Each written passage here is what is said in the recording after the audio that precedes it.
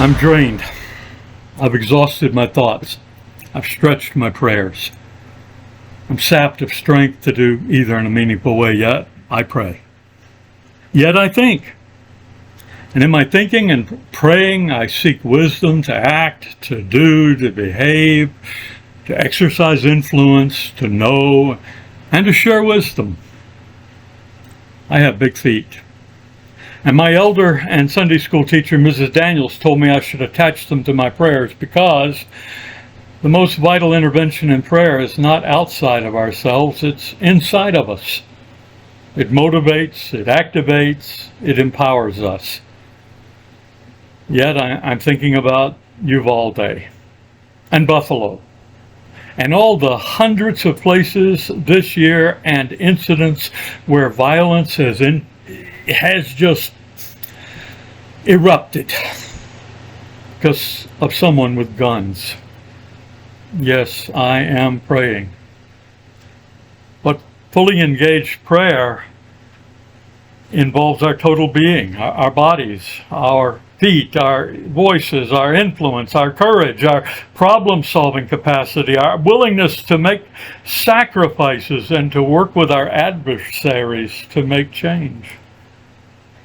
But I'm exhausted and numb.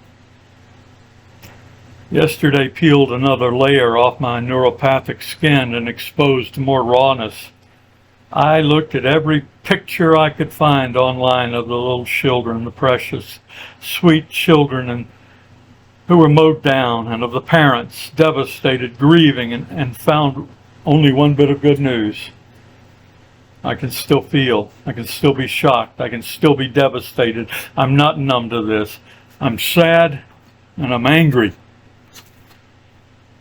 I'm sad for them, and I'm sad for any 18-year-old kids who can be so angry, twisted, self-absorbed, fixated on weapons, unperturbed by death, and mean as to throw away the lives of others and not care about their own lives.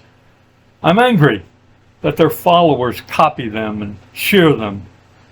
I'm angry that someone buys them guns or sells them guns. I'm angry that the first words out of some people's mouths is about our rights to have guns. Understand this, I do not impose my values on everyone else, but I've never owned a gun, never will. I actually believe you have the right to one if you are stable and law-abiding and pass at least the same background checks and proportional training comparable to others who have the power of life and death in their hands. For instance, surgeons, hairdressers, food handlers, and every driver on the road.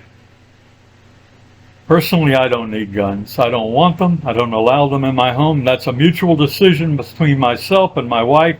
We'll find other ways to protect ourselves, or we'll die. That's our choice.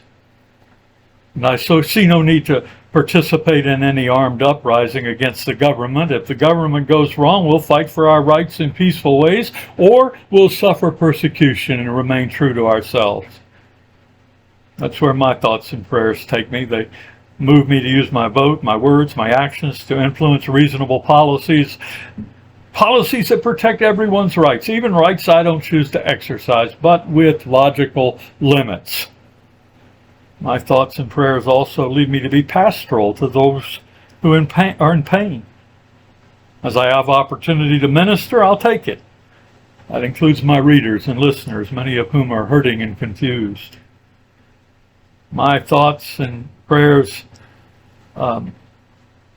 also take me to this place where I must be respectful and cordial and civil and gracious toward others. May they also empower me to do so and to put my anger in its place. What about mental illness? Well, some of the kindest, gentlest, and most spiritually healthy people I know deal with mental illness. I support their right not to be lumped together with demented killers. I will certainly not do that to all gun owners and hunters either. But when distorted thinking comes under the strong influence of evil thinking, there's a cause for concern. There's a greater concern when that happens to impressionable adolescents at their stage of development, and they can get weapons. So how can we influence that with our thoughts and prayers? Well, I'm not being sarcastic when I'm asking that, and I'm not expecting a quick answer. If we combine thinking and praying, we may start with more questions than answers. Arrogance does not appreciate that, but genuine spirituality does. Well, I said I was exhausted, and I am. I'm done for now, without a clever closing. Maybe that's the way it should be. Put a comma there. I'm out.